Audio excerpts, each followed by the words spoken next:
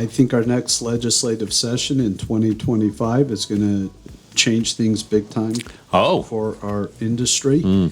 And I think those agents that are already embracing the buyer-broker agreement will be ahead of the game. This is Las Vegas Real Estate Now with local real estate expert Harvey Blankfeld. There's lots of national legislation coming, or not legislation, national lawsuits are happening right now that are maybe affect our relationship with buyers. You really think it's important for us to start to respect buyers as much as we do sellers, and I think that's a great point. Let's talk about that a little bit. What do you think? What's the difference between dealing with a buyer and a seller when it comes to being a real estate agent?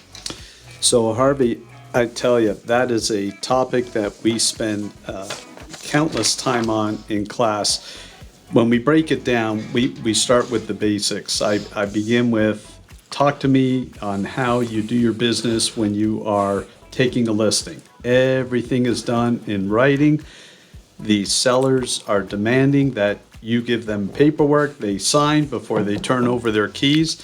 And yet, when it comes to working with buyers, we should be respecting the fact that they are going to be clients. They demand for us to do the right thing for them. And yet many agents out there, they're like, I'm going to pick you up at 2:00. We're going to look at 22 houses today, and let's not worry about the paperwork or let that get in the way. When you say many realtors, I'm going to say almost all realtors are like that right now. But I think that's going to have to change going forward, don't you? There is a shift out there, and I can tell you, the more I hit on this topic, unless folks just want to appease me in class, right? Maybe there is a degree of that, but there seems to be a sincere willingness to shift and start to respect the buyer. The resistance has always been, well, gee, I'm afraid to scare my buyer off because no one else is asking them to do that. That's, the rationale was, gee, they may not want to sign with me because they don't have to sign with those guys.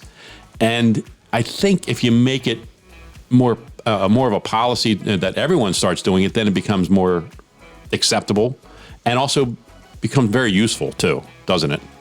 Absolutely. In fact, we shouldn't look at that as mistrust and I want to protect my commission. Right. It's putting it in writing what I am going to do for the buyer. There you just go. like we put it in writing what we are going to do for the seller. And so important to respect that. I think what's so important is that we take the time to truly listen to the buyer.